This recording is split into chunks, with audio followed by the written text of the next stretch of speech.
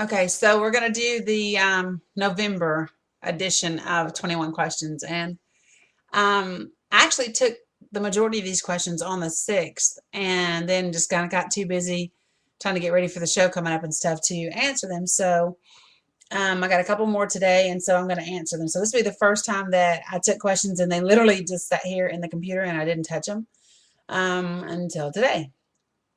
So we'll kind of go down the line, and y'all know I take them in the order that they come. And the first one is one of those. And I ask, of course, like I always do you want to be answered anonymously or by name? And he responded and said, well, that depends upon the answer to the question. And I said, well, too bad you don't get to know the answer. So I will answer anonymously because we have a little bit of history together, as you could imagine behind this question. Anyway, the question is, have you ever masturbated to the thought of me? And the answer to that question is no, I have not. Um, and then that's all I'm going to answer because you didn't ask me anything else except that specific question. So for that specific question, I'm going to answer no. Um, Next question is from someone on my Twitter. And the question is, if bad boys are no good and good boys are no fun, who would you choose? And that's easy. I would choose good boys that are no fun because I can always generate enough fun for the both of us. But you know, at my stage in life, I really am not turned on about the whole bad boy thing. Whatever. Um, Next question is also from my Twitter. Matter of fact, I think we had a Twittership or Twitter relationship. It really not. I'm just kidding. But I think we had a Twitter date on Sunday, and maybe we stood each other up.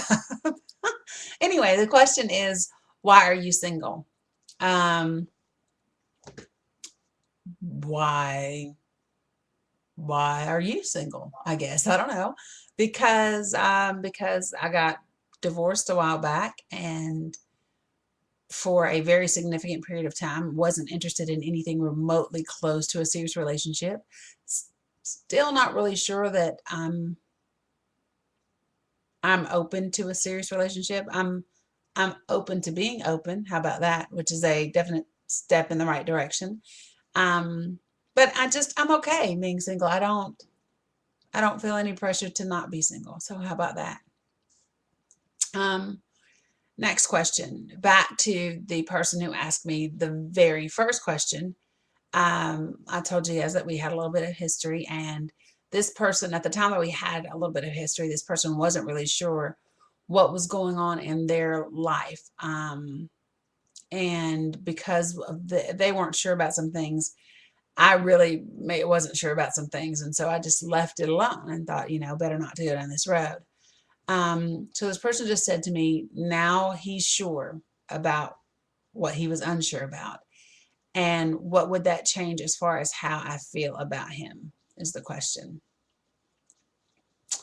And the answer is, I don't know, because we didn't explore things far enough to really kind of go down that aisle. So I don't know. I don't have a legitimate answer to that.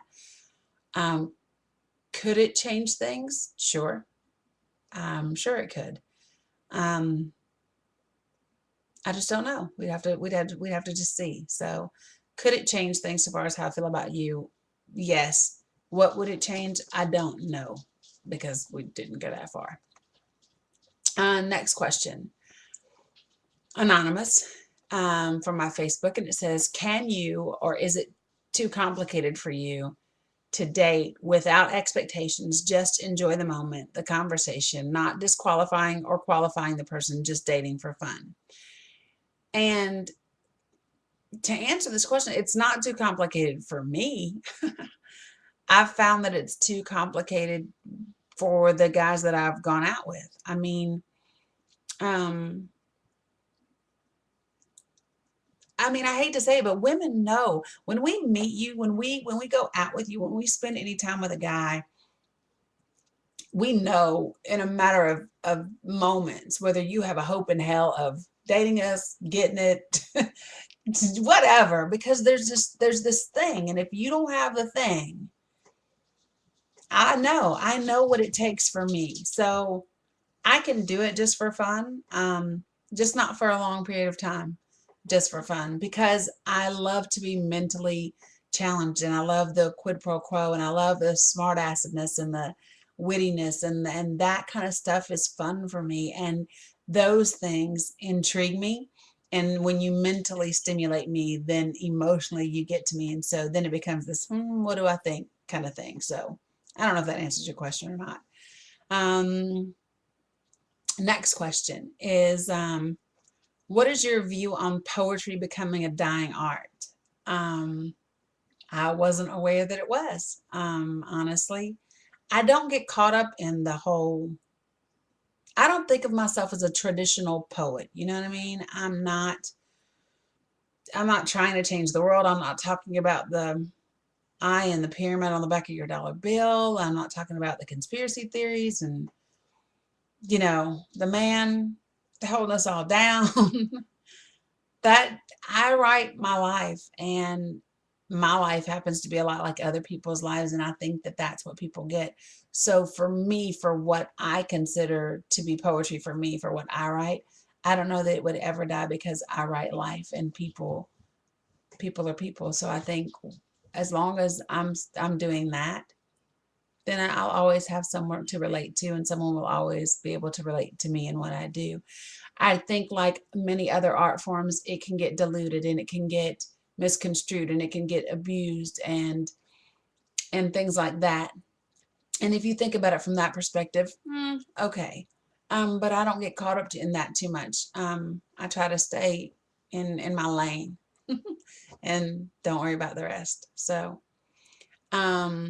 this one is from my Facebook. This fool put 777, like we were playing the numbers game on Facebook. And it says, got a funny one for you. Which of your hot single friends do I have the best chance of hooking up with at your show on the 20th? I have no idea. I have absolutely no idea. I don't know. We'll see on the 20th, won't we? I guess once we get there, we'll see who likes you, who you like, and then ask me the dirt then, and I'll tell you who to stay away from and who to go for it with. So we'll see on the 20th. This one also is from somebody on my Facebook that I guess thought I was going to play the numbers game, and gave me the number 1515 to reply back to. And she said, in the last numbers game that we played on Facebook, I had said that I saw peace longing in her eyes. And she asked if that was still my opinion of her, or has my peace been restored? And I haven't talked to you recently to know. I would say, just from your pictures, you look a little bit further along in the process. I would still say that I don't know that it's peace that you're lacking. I would just say that there's still something that's not quite fulfilled the pieces of the puzzle yet. I would say you're well on your way, just from what I could see in the progression of your photos. The look in your face, the look in your eye, the things, they seem to be a little bit different. But I would still say that there's something missing. Not that it's, that your world's totally whatever. I think you're in a better place. I just think that there's still better to come. How about that? Oh, this next one is from this fool, Kilisi. I always say her name like that. Don't ask me why. She's another poet. She's also a writer for Urban Times magazine, and along with myself. And her question is, when I finally get this book published, from my lips to God's ears, would you, two questions, perform at the release party? And if so, fingers crossed, what would you perform? So the answer is yes, of course, I would perform at the release party.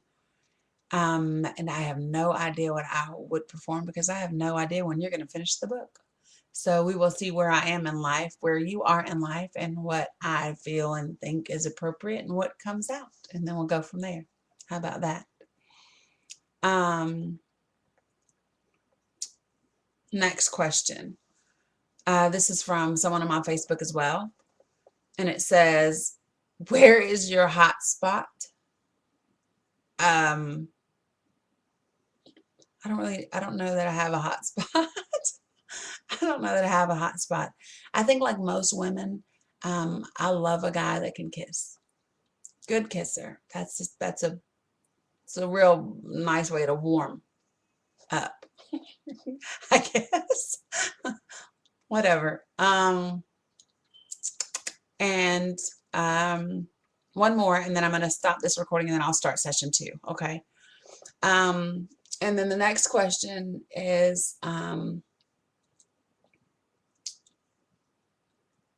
don't know what this says. How old are you? And how tall are you? And do you have funky feet? Wow.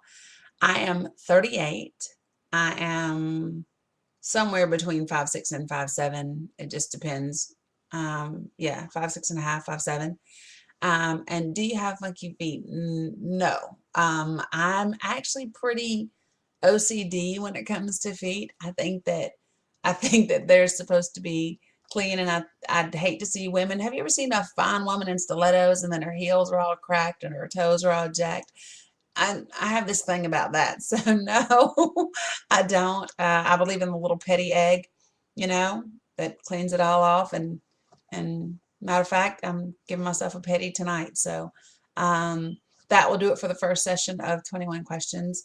I will come back in just a second as soon as it's finished processing, and I will do video number 2. Guys, don't forget, you can catch me November 20th at Wine Up, releasing the 3rd CD and a DVD as well, called Dual Diagnosis. And we are going to launch the Daniism product line. And maybe at the end of my second video, I'll show you what one of them looks like. Maybe. I haven't decided. We'll see.